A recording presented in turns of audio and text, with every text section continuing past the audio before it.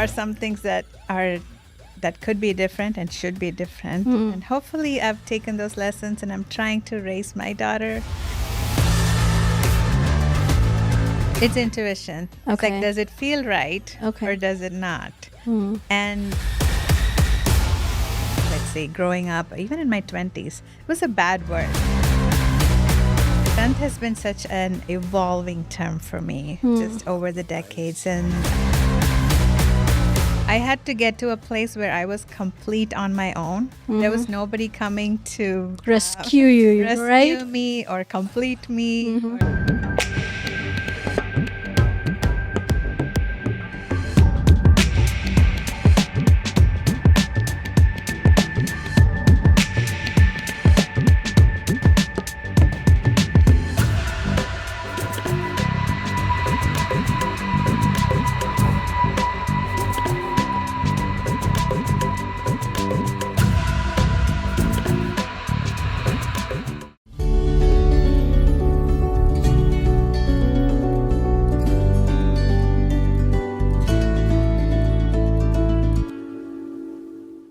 Hi, everybody. Welcome back to another episode of Portraits of Strength, a podcast where we share everyday people will share their extraordinary stories that have shaped them. I'm your host, Harry, the anecdotist, and I'm so glad that you stopped by. For nearly 2 decades, Suha has led with intention, shaping digital strategy, building systems, and guiding meaningful work across healthcare, retail, and lifestyle brands. As the managing principal of Digi Trunk and through leadership roles at Studio McGee, Intermountain Healthcare, Zale Jewellers, and Claire's, she has built a career rooted in clarity, impact, and thoughtful design. She holds an MBA from BYU and formal training in digital marketing from Cornell. And yet, her most powerful work didn't happen in boardrooms. Suha is a survivor of domestic abuse relationship, someone who chose courage over comfort and freedom over fear. Leaving a toxic relationship requires a different kind of leadership, deep self-trust, resilience, and the strength to rebuild her own life on her own terms. Today's conversation is about what it took to choose courage over comfort, to heal, and to rebuild a life anchored in self-trust and strength. Suha, I'm truly honored that you have agreed to join me for this conversation. Welcome to Portraits of Strength. Thank you, Harry. It's a pleasure to be here. So let's get started with, can you tell me a little bit of how your childhood was, what your early experiences or influences in your life were? So I grew up in India. I immigrated to the U.S. in my late teens. Okay. My family. I'm an only child, daughter of immigrants and an immigrant myself. Growing up in India, it was, typical Indian childhood, but we always knew that we were going to relocate to the U.S. at some point. Okay. So it was one of those limbo situations where you couldn't quite make your home because it was like you could get your visa the very next year. So there was a lot of waiting around. A lot of waiting. Okay. About 10, 15 years of waiting. Oh, wow. Okay. So where in India did you grow up? Chennai? Chennai and Coimbatore as well. So okay. And a little bit in Bangalore. But yeah, so I couldn't make any long-term plans, even friendships, even like buying a home for my parents. Like, do we need to do this? Things like that. So, and then eventually we ended up here with my big extended family that's already been living here.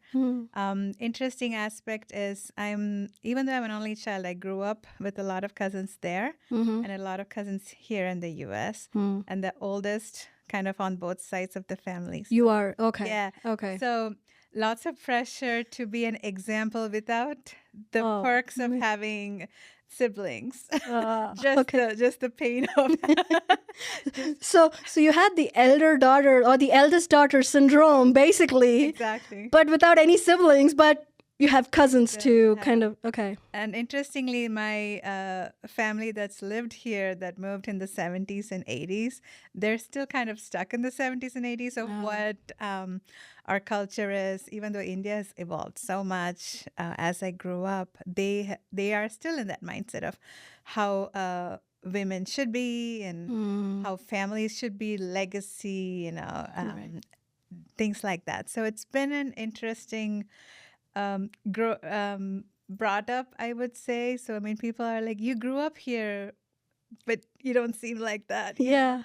I mean, that's definitely shaped me in, I guess, positive and negative ways, Mm-hmm. right? Mm-hmm. So, um, living here so many years, and I'm able to kind of get the best of both worlds. Mm-hmm. So I like to carry my heritage and my culture, but also analyze, hey, like there are some things that could be different and should be different. Mm-hmm. And hopefully I've taken those lessons and I'm trying to raise my daughter in a, again, two culture Yeah. situation, but trying to help her keep some of her originality and individuality as well.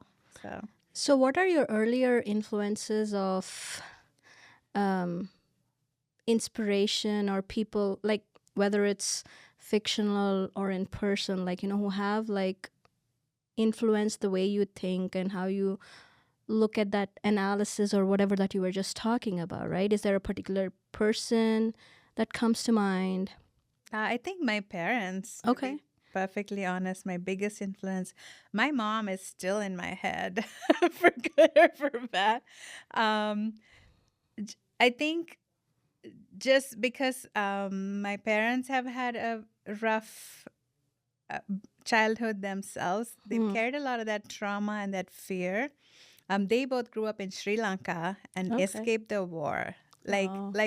like the story like you would see in the movies. So that was I was a baby. I was born in Sri Lanka and just we escaped to India Yeah. back to our roots. So the trauma that they've carried, the survival and just the let's just be content being alive more than let's just not think beyond that. And So so surviving was more exactly, important than exactly, thriving or anything. Because, exactly. oh wow, that shapes up the mindset so For much. sure. And it's taken me decades to kind of get over that and to create my own mindset of, hey, I can thrive. I deserve to thrive and I Right. get to thrive and Yeah. I just have to put in the work. But because that was not the case. So the bar was so low in Yeah. everything that I guess I grew up with a very low bar and just with a lot of responsibility and expectations on me, which is unfortunate, but Yeah. it is what it is. It is what. Yeah. Yeah. No, for sure. So, what does strength mean to you? Because strength, in my opinion, is a spectrum, right? It can be physical strength, it can be various different definitions. So, what's your definition of strength?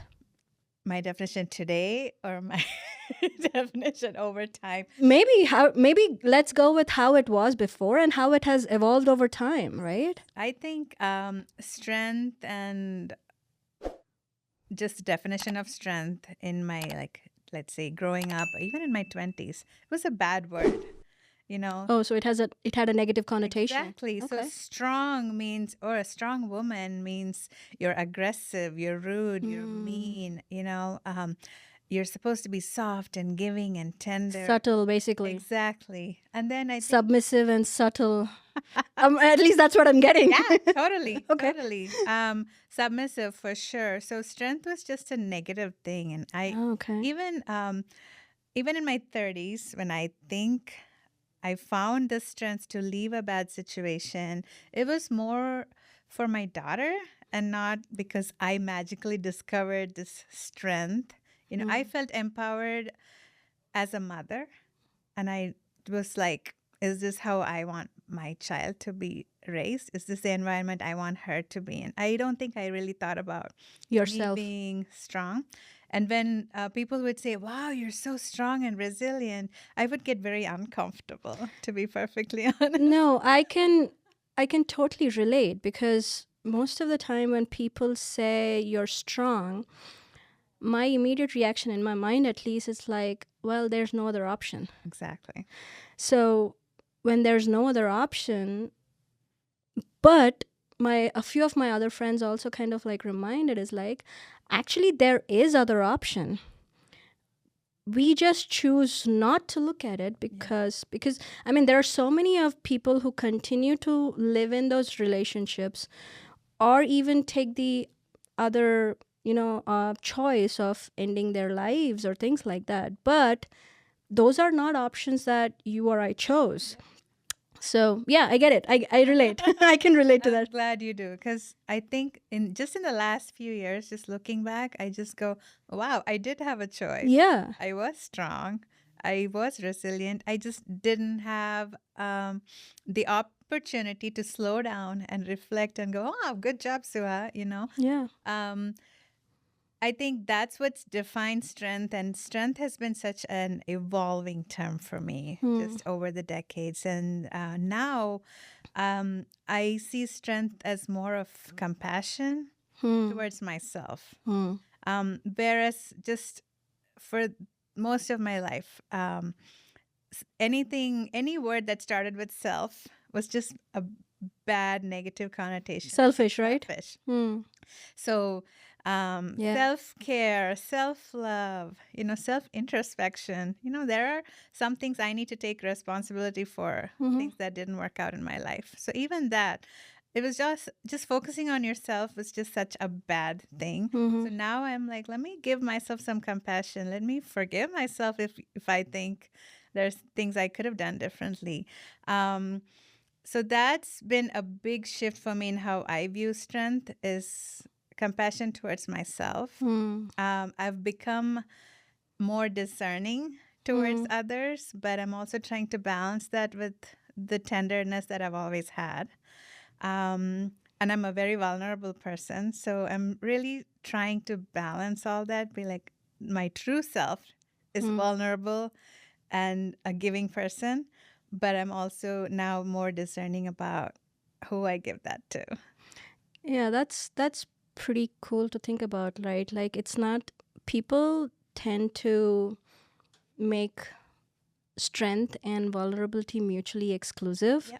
but it's actually not that at all, because being vulnerable itself takes a lot of strength Yeah, to open up, I know. right? I'm sure you've seen that quote from Brené Brown. There's Yeah. courage in Is vulnerability. infinity, yes. For sure. Yeah, no, definitely. That's amazing.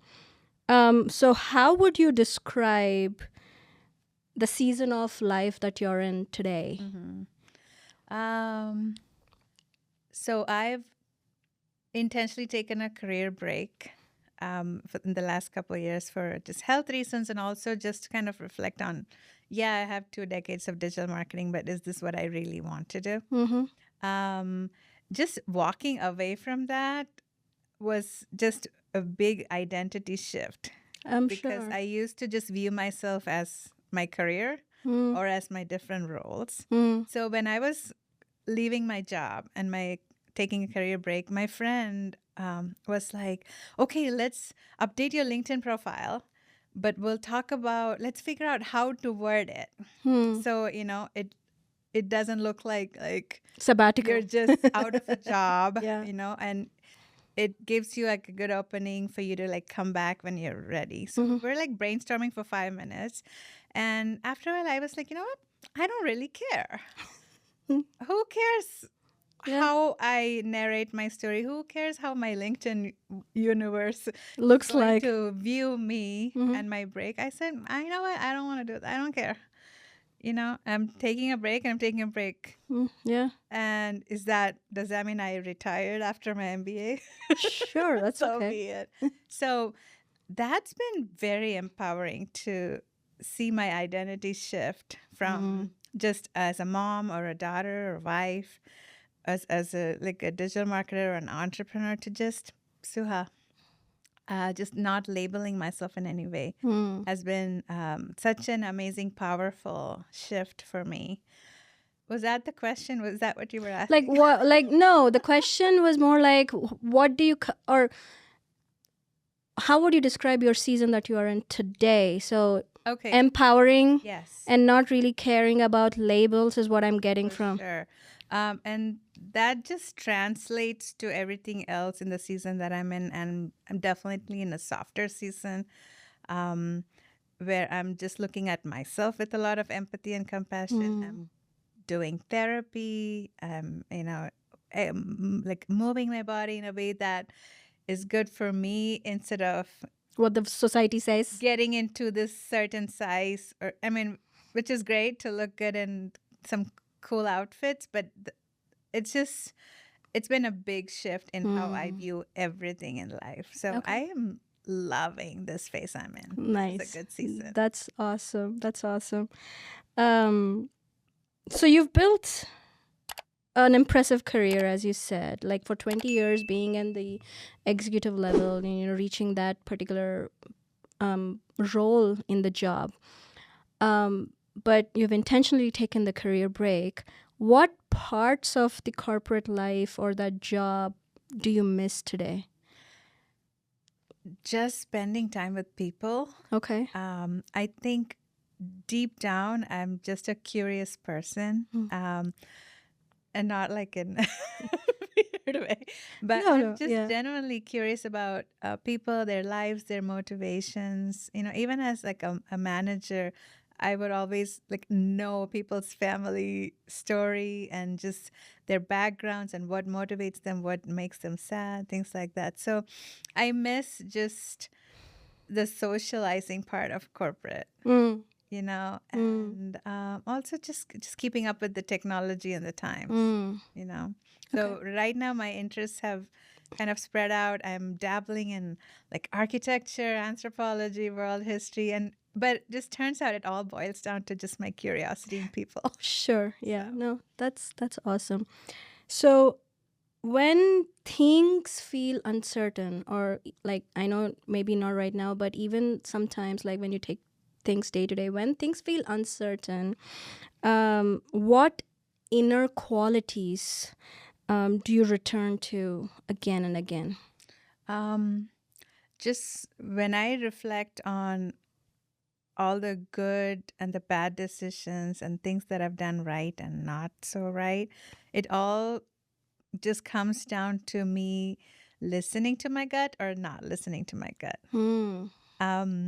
So strong intuition. Very. And I don't think I trusted myself enough to kind of reach for it and trust it and listen to it. And every time I haven't done that, it's definitely come to bite me in the behind. Okay. So now I truly trust my intuition and my gut. If you want to say it in a fancier way or even just think about it, I have decided I don't do anything that's not in alignment with who I am. How do you measure, like, how do you look at it, whether it's in alignment with you or not? It's intuition. Okay. It's like, does it feel right or does it not? And so it's just more belief in yourself. Exactly. And it's also, does it feel uncomfortable? That if though, that's okay. It's just the different voices in my head telling me that you don't deserve it or you're not good enough. Those are the things that cause the uncomfortable, like, if and you invited me to be on this, I was like, what do I have to say about strength? And then you had to remind me, actually, you do have some things to say. And then I go, that's right.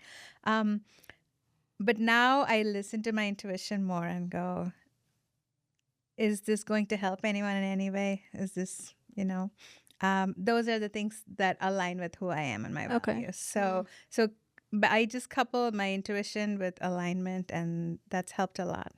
Okay, that's good to know. That's good to know. Has your definition of success changed over time?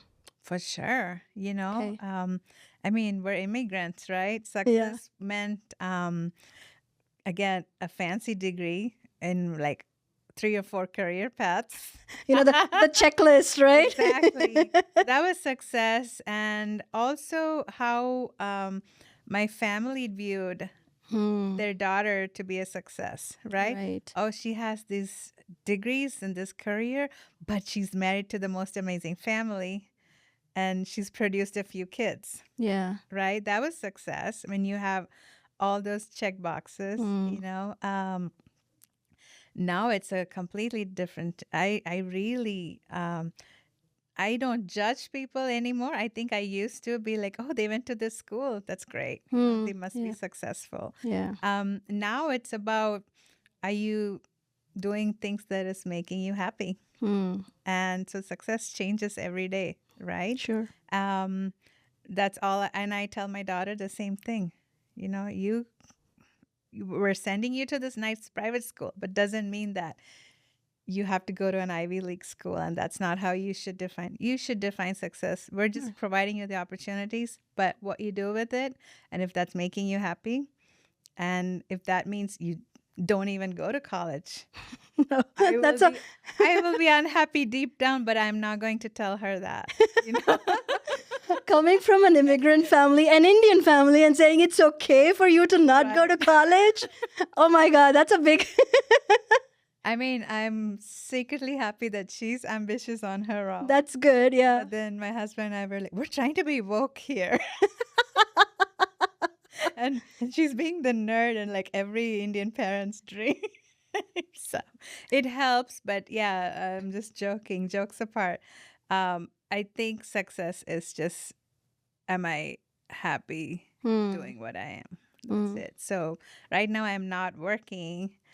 And initially it was like, I'm not like producing an income. Being you know? productive, right? Exactly. And so now I love my slow mornings and I'm productive in my own way. I'm not bored at all. Oh, that's amazing. Yeah. That's amazing to hear. Especially from a woman who's been like, say, I mean, like, getting to that executive level is not easy. I can totally imagine like how much of, work and effort and you must have put in, and how busy your life or, days and weeks were. And moving from that to a slow morning itself takes a little bit of time. For sure. Right? Like, how long did it take for you to get away from that corporate grind and, like... I would say 3 to 4 months. Yeah. Oh, okay. So a lot of it was like my break was more health related. So it wasn't something I just decided, okay, like magically, But it was also a good way for me to justify to myself. Okay. Yeah. Sometimes you have to do this, right? And so everyone's like, you're not going to last even like 3 months. But I'm fine. I'm doing just fine. And because my definition of success and productivity has changed. For sure. So I'm grateful. I am deeply grateful that financially I didn't have to worry. If I were a single mom or if I had to, pay the bills and worry about that, I think my life would have been a little bit different, but I don't think my definition of success would have changed as much. Exactly. Okay. So, at that crucial part of your life, you chose to walk away. You chose to walk away from the abusive relationship and to kind of like make your own path. So, what helped you recognize that it wasn't serving you anymore, or the fact that it gave you the strength to come out of it? It's a good question. I think it was one of those I don't have a choice situations at that point. Looking back, I think I didn't have those choices. But again, it was just about, is this the life I envisioned for my daughter? Is she going to be happy in this or not? For me, it was like, that was the normal after several years of being with someone, and the mental conditioning of, like, beating up every now and then, it's okay, Overall, things are good. Overall, it's a very successful person. Yeah, once in a while, beatings are okay, kind of like normalizing it, right? Yeah, because that's what I was told was normal. But I think it's just something once you're a mother, something just some fierce protective nature opens up. And it went, I don't think this is what I want for her. If she were in this situation, what would I do? And I don't know how I got through it. Thinking back, I am really amazed where I got the strength and the empowerment, and just I think just my nature is compartmentalizing. So I didn't really deal with what it was doing to me in that time. I just was go, go, go. How do we get through this? And day by day. Yes. And on day one, I got a very good advice from someone who's been through that. And she said, things are going to get much worse before they get better, but they will get better. So I want you to envision what your life and your daughter's life will be 2-3 years from now. And envision that every day.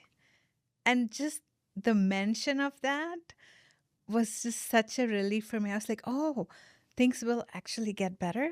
And so every day I would just imagine little things, like, oh, we'll have our own little apartment. We'll have music.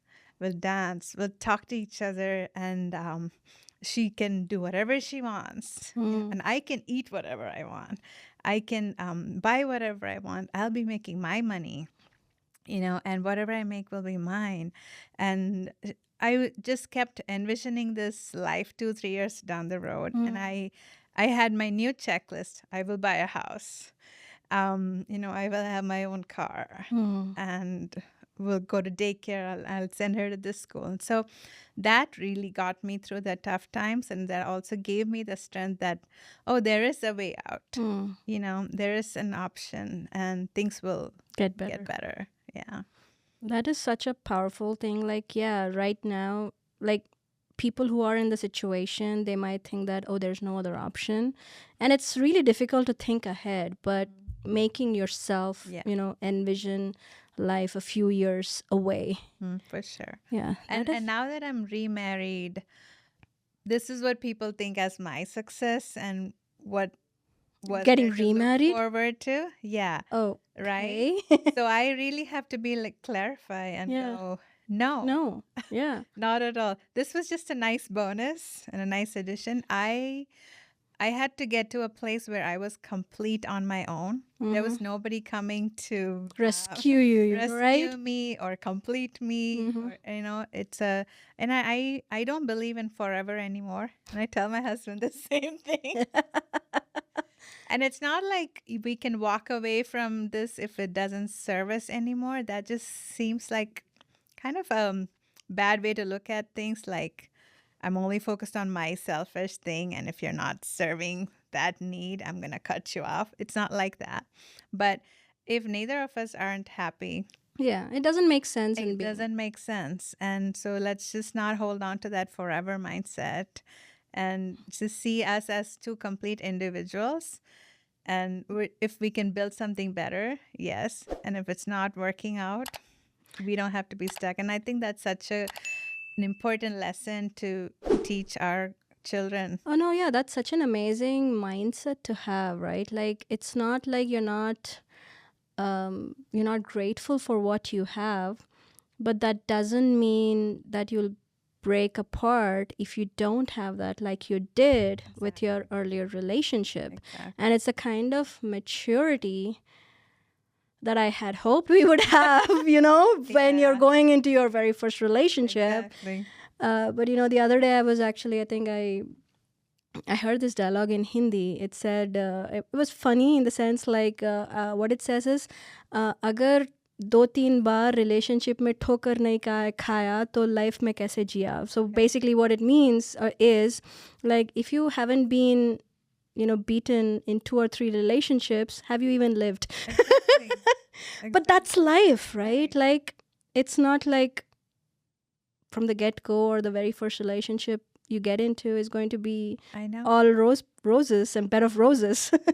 I tell my daughter she needs to date several guys, live with one for 2-3 years before deciding to commit. Yeah, and it's against everything. And let me tell you, living with a guy is not always a guarantee either. Yeah, that's true. I know. Hey, exhibit A, exhibit B. Even before marriage, I'm telling you. Oh, that's true. That's very true. Yeah. You don't, I mean, that's the thing. People change and evolve Yeah. the other way too. And things come up, Yeah. So you only have yourself to count on. Yeah. Someone asked me recently, she's an immigrant mom. Her daughters are in their early 20s, in the dating world, trying to figure out. And she's like, how did you know when it was right? Like You don't. with Yeah. my current marriage, and how did you figure it out? And so what advice do you have? And I said, no, it's just your fate, Yeah. who you end up with and what that person There's a lot of luck involved in Exactly. this. They might meet someone Later. later, and decide to leave you. They might die on you. You just never know. And so I said, teach your daughters to just trust themselves. They only have themselves. Yeah.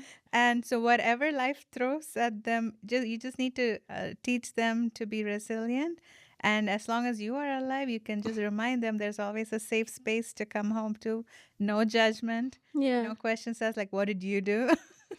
And that's all we can do.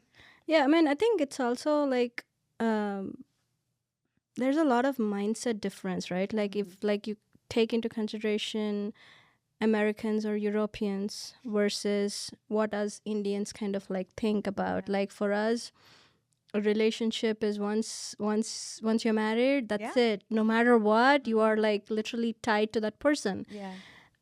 It's evolving now, and it's kind of like getting a little better. But even now, it's an uphill battle. Yeah, for sure. Whereas here, a failure of a relationship is just that, a failure of a relationship. Yeah. That's it. And it's not like the be all and all kind of a thing. I know.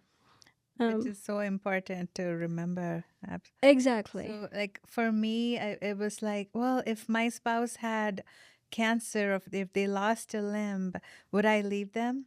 No. So I should also not leave a person because of their mental health, and only when it came to a dangerous physical situation for me and my daughter did I go, oh, wait. This is not right Because anymore. until then it was like pati patni, like, yeah, you're a unit to this. You're a unit no matter what. Exactly. And that no matter what just it should not be a selfish thing. It's just it needs to be with respect, mutually. And it's a lot. Respect is a lot more important than love in a relationship. For sure. I mean, it's okay to like be in love and date and all, but I think marriage should be a very cerebral decision. You are really thinking with your brain and feeling with your heart. Yeah. Yeah. So, which I think is evolving in our culture, and what it definitely is evolving. Though slower pace, I would say. Yeah. Because even now, I think we're lucky that we live here, where the shame or whatever that they call of being divorced is not seen on you. But it's still shameful. Yeah. Back in India. For sure. I think there are more, even in India, more couples are getting divorced. So it's gotten a little bit more common, I would say. But it's still kind of like not in our society, or not in our families. And it's again those smaller pockets of life. For sure. And even the people that live here and seemingly your friends, now that I'm remarried, a lot of people forget what I've been through, right? Or just my history, not even if they don't know the entire story. And people would, when they talk to me about another single person, but she's the divorced one, isn't she? Or something like that. Yeah. It's like in a bad negative way that negative labels. Or that's the label, like, oh. Or if they're talking about somebody else, they would be like, they got remarried. Yeah, it's a big. So did I. It's a big gossip thing. Even like people that are young, that have lived in this country for a long time. They were like well educated, well traveled. Mindset is mindset. Mindset is mind. Oh, definitely. It's like, as they say, right? Like, you can get the people out of the country, but you cannot get it out of their mind For sure. unless they want to Unless change. they want to change. Yeah. Which I was super impressed with my husband when I met him, Mm. because he was what I consider a fob.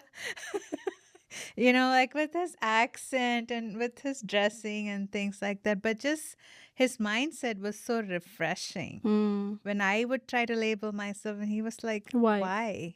You know, That's and nice. he's still that way. And he surprises me and impresses me with just these little things. So I don't think it's about like where you live or how long you lived somewhere. It's really about, even he recognized, oh, there are things like my family's still like very into caste and things like that. Mm. I choose to not be that way. You know, he, even though he grew up in that, he had to recognize and walk away, which Which is, I love, and yeah. which I want me to be that way too. Yeah, 'Cause like there that are, self-awareness, right? exactly. Like, it's, yeah, no, I get that a lot, because our society, our culture hasn't been um 100% perfect. Like, Yeah. no culture culture is, is, no yeah. society is.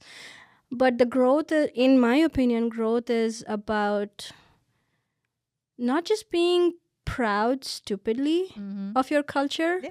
but recognizing, okay, what is it? There were certain things that were right and there were certain things that were wrong. They worked Absolutely. as per the time. So do you choose to recognize that, be self-aware about it, and grow from there? Yeah. Is what I, in my opinion, is the most way of being mature. Yeah, and we have the best opportunity for that. You know, Yeah. we live in this country, and so we can definitely take bits and pieces from our travels. Yeah. And even the world is becoming so global. Yeah. You know, and we get to interact with people from all over the world. Mm. We can definitely take the good and leave Yeah. the bad behind, and even accept that maybe our culture isn't the best in everything. Yeah. You know, For that sure. doesn't take away from our patriotism or anything. Yeah. You know, Exactly. No, I totally agree. I'm in 100% agreement there for sure. Yeah. What was the one belief that you had to unlearn in order to rebuild yourself? I think I did not have good clarity on what loyalty meant, and that's something I had to unlearn. So, loyalty, respect, love, all those things need to be a continuous thing instead of just, oh, I was loyal to you at one point. I gave you something at one point, so I get to be toxic. You know? So setting boundaries with your... Exactly. So setting boundaries of what is and is not acceptable to me, and um, kind of setting those boundaries every day and expecting people to respect that has been a game changer for me. And it's also been a hard lesson in strength, because it's easy to walk away from a relationship that's very clearly not working for you. But as far as the toxic people that you love and those that love you, it's been really hard to set those boundaries and kind of demand that respect. It definitely, respect goes both ways, right? And so that's been a difficult lesson to unlearn and kind of redo. Okay. So. Yeah, I can see. Yeah, like, so in India, right, like, boundaries are completely unheard of, especially for women. Like, before you're married, when you're a kid, you're like, you have to do whatever your parents tell you to, whether it's right or wrong. And once you're married, it all transfers to your husband or your in-laws. Yeah. So the agency is something that's never Yours. yours. Exactly. And when you try to force that boundaries on your loved ones, it's the most difficult over there. Exactly. Right? Like, where it's a boundary that you decided for yourself, for your mental peace or your mental health, and enforcing them with your loved ones is the most difficult. Yeah, and then it's like when someone says you've changed, that is a very like bad thing to say. Whereas now I go, I sure hope so. Yeah. But in Yeah. the past, if someone says, you've changed so much, I would be so upset. Like, oh no, Yeah. but that's how we're Yeah. conditioned Yeah. growing up. Is Yeah. like changing is a bad thing because Yeah. you're supposed to be a certain way and that's comfortable for everybody, Yeah. Yeah. And so kind of challenging those. And Norms, societal norms. yeah, that's been an interesting process for sure. Okay. No, that's fair enough. Yeah. Yeah. How did that experience, like unlearning that, change the relationship with yourself? Oh, that is a very good question. That's something I had to address in therapy quite a bit because I think for me, unlearning and doing things a different way also meant that the same people were taking up real estate in my head, except it was the reverse where I'm thinking, oh, I am woke, I'm doing good because this is how they did it and I'm not doing it this way. And when one day my therapist challenged me and said, you're still thinking about them. Yeah. And whatever you do is kind of having them as the baseline. How about you start deciding and thinking, what would I do? What would Suha do without anyone's influence or de-influence? And so that took a lot of just trusting myself again, believing myself, thinking, okay, hey, I know what I'm doing. I've been through enough life experiences to realize what's working and what's not working. And this is how I want to live my life. This is how I want to parent. These are my boundaries in my marriage, in my like the family that I'm born into and the family I'm married into. This is how I will conduct myself with my friendships, and these are my boundaries. So I'm not gonna say I've mastered it. I struggle with it quite a bit, especially because it's all matters of the heart mixed up with all this too, right? You can't. But I think that's helped me a lot in just removing everyone from the equation. Just even like people I don't want to be like. Like I'm trying not to even think about anyone. Yeah. Just how would Suha do this? That's amazing. Yeah, that requires a lot of self-reflection to kind of like even decouple yourself with everybody else and just focus on yourself, right? Sure. I mean, this career break I took to figure out what I want to do as far as next steps with my career, because I've done digital marketing and things because it's what I've known, it's what I've been good at, and it just kind of I just went on this path. I never paused to think, is this what I really want? And so reflecting on those things has also helped me reflecting on who am I as a person? Am I living in alignment with who I truly am? And is this what I really want to do? Yeah. So it's been a nice side effect. That's cool. What surprised you most about the healing process? I know it's a continuous kind of like, it's not like, okay, I'm healed and I'm done kind of a thing. It's more of a journey. Right. What surprised you most while you've been on this journey? It's how many loved ones I've had to lose. Yeah, that's a tough one. Yes, because you just think you're born and you accrue a certain number of friends and amazing like loved ones, and you love them, and it's kumbaya to the end. Yeah. Yeah.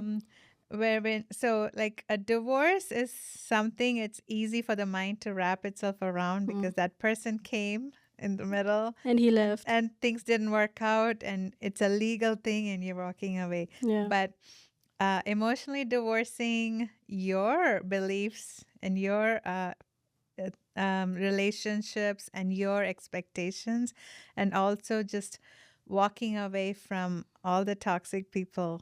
Because once your eyes are open, you see everybody. You cannot unsee these things. So it's been sad and surprising because there are people that I never thought you'd lose. I would lose. I have chosen to walk away and lose and have like harsher boundaries, which, doesn't always go over very well with our people, as you said. Yeah. So that's been the surprising part. Okay. Yeah. Okay. Fair enough. Yeah. Yep. What does safety, emotional or otherwise, mean to you today?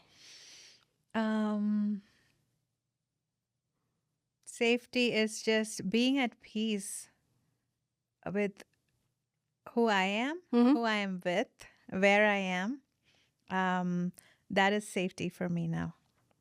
Okay. It's just being at peace At peace. and being free.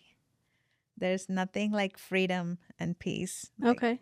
I would do anything for those two things. Okay. Yeah. Yeah. No, definitely. Yeah. So, what are you most proud of? Like, not on paper, like the degrees and all, as you said, Yeah. you have that. But but in your heart, what are you most proud of today? Kind of marching to the Beat of your own drum. my own drum, and finally being able to feel comfortable doing that. Yeah. And say it's okay. Being comfortable in your own skin, right? Exactly. It's so surprising when to men when we say these kinds of statements, and they're like, why aren't you comfortable in your own skin? And I'm like, come live a life like us, like live a life in our shoes, and then you'll understand. And it's surprising that it took us 4 decades to get to this, for sure. to get to the stage where we're at least recognizing that, hey, that is was true. a problem. Yeah. Yeah, I'm a recovering people pleaser. Oh, tell me about it. Welcome to the club. Exactly. That's why we're friends.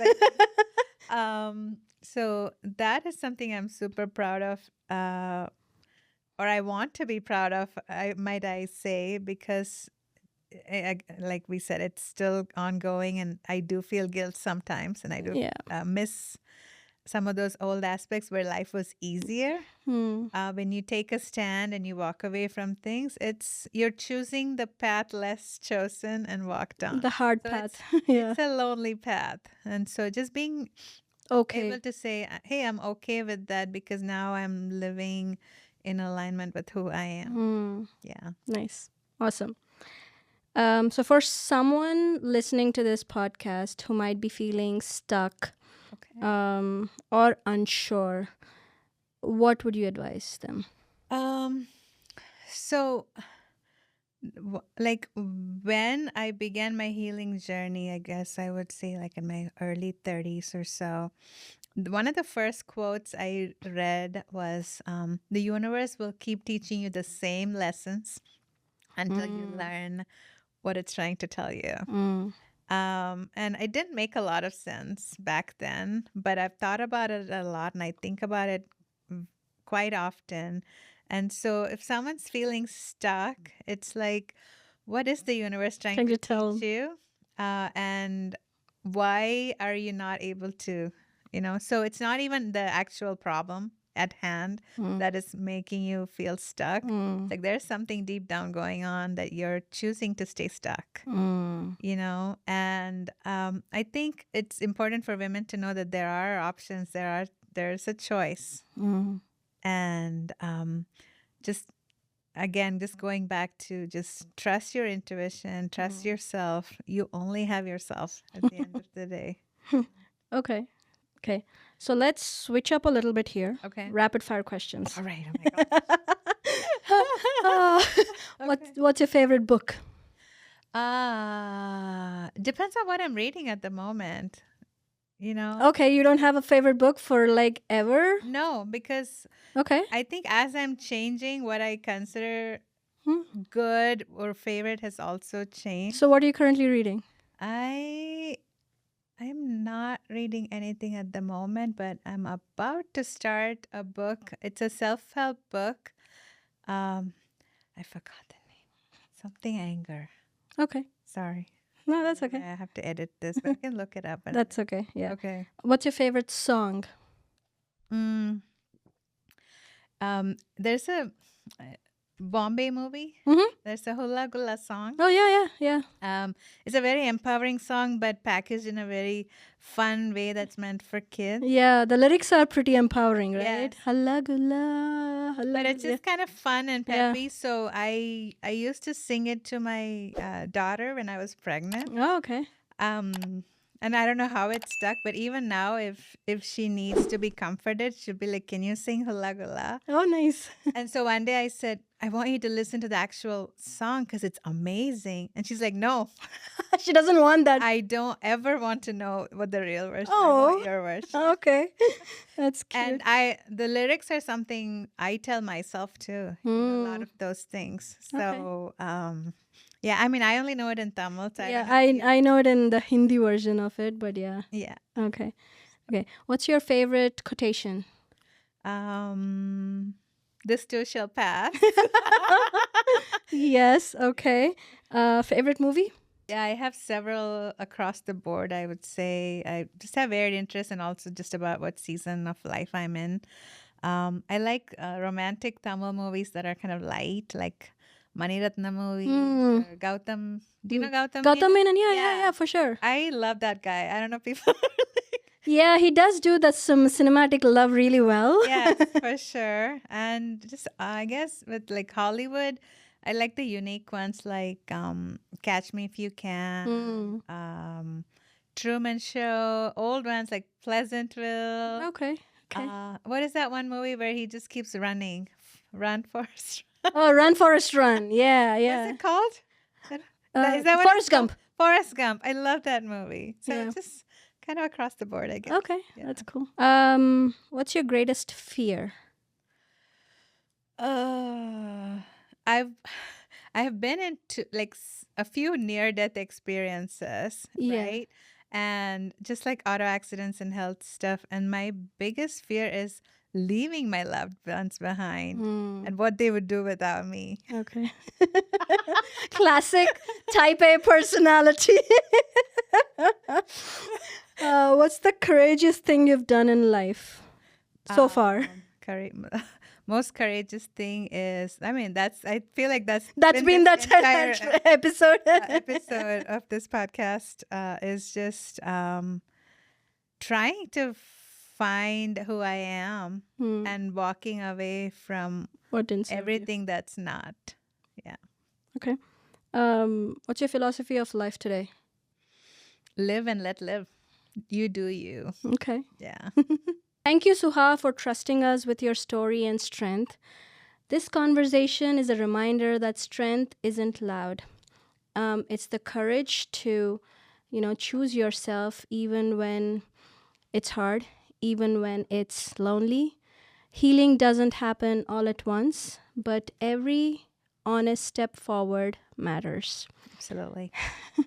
So, if this episode resonated with you, know this: you are not weak for wanting safety, peace, or freedom. You are brave for listening to yourself. Until next time, this is Portraits of Strength. A quick shout out to today's sponsor, Sri Jewellers. With over 50 years of craftsmanship, they are now serving the Dallas community from Frisco, Texas. If you have someone special worth celebrating, check out their collection at srikrishna.com or call them at 430-231-1111.